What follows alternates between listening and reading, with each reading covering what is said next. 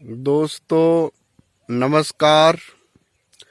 आज हम बात करेंगे संसार का सबसे बड़ा चोर। वैसे तो काम, क्रोध, लोभ, मोह ये चार जो है ये विनाश और चोरी के लक्षण हैं। लेकिन जैसे ज्यादा यदि ये करते हैं तो भी ये चोरी कहलाता है। और जैसे हम किसी के प्रति द्वेष की भावना रखते हैं या घृणा करते हैं या अपमान करते हैं या किसी भी प्रकार के द्वेष रखते हैं, दुश्मनी रखते हैं, सही हम झूठ बोलते हैं, ये सब जो है चोरी कहलाता है। किसी को धोखा देना, झूठ बोलना, गलत करना, पाप काम करना, प्रलोभन देना और अनैतिक व्यवहार करना।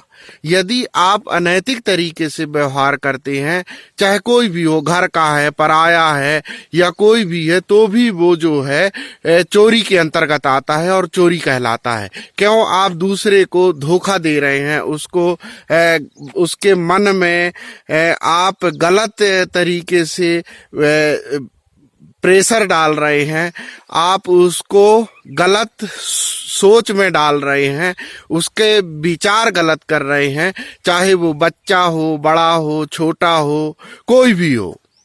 तो ये जो है सब ये चोरी के लक्षण हैं। जैसे हम झूठ बोलते हैं, किसी को झूठ बोल के कुछ काम कराते हैं, तो वो बच्चा जो है झूठ बोलना सीख जाता है कि नहीं, ये ऐसा व्यवहार करता है तो हम भी कर सकते हैं। उसके मन में ये भावना आती है कि यह जो है ये काम हो रहा है तो ये मैं भी कर सकता हूँ।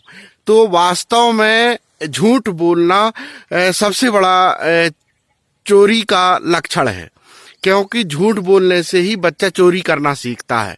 यदि बच्चे में माता पिता के व्यवहार सही है, गुरु का व्यवहार सही है, उसके संस्कार सही है, वातावरण सही है, तो वो जो है उस चोरी में जा ही नहीं सकता, क्योंकि उसके जो मन में विचार है, जो भी भावना है, वो चोरी के काम नहीं कर सकता। इसलिए हमें चोरी नहीं करना चाहिए।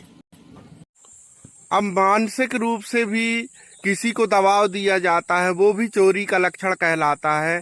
अब किसी को दबाव देना, दबाव दे करके काम कराना, अनैतिक तरीके से काम कराना, झूठ बोलना, गलत काम करना, ये सब जो है चोरी के लक्षण कहलाते हैं और इनको चोरी के अंतर्गत आता है। जैसे रामचंद्र जी को रावण ने बताया था कि किसी गलत कार्य को करने के लिए जो चार चीजों को अपनाता है वो भी चोरी कहलाता है।